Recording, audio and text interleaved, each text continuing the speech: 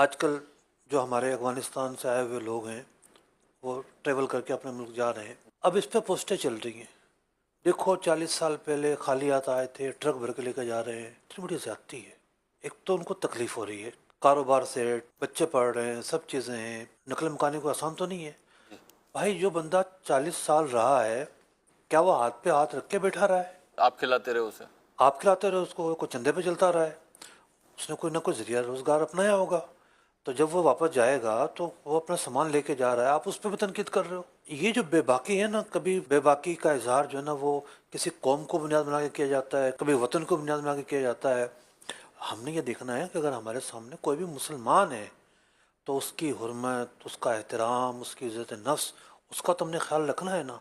تو یوں social media کا جو انہماک ہے اور یہاں آ کے سب چودھری بن گئے ہیں، تو یہاں غلطیوں سے بچنا بڑا مشکل ہے. ایسے ایسے موضوعات پر لوگ بے باکی کا اظہار کر رہے ہوتے ہیں. بعض اوقات تو جو ہے وہ بس رونا آتا ہے. اب کس کس کو سمجھائے آدمی.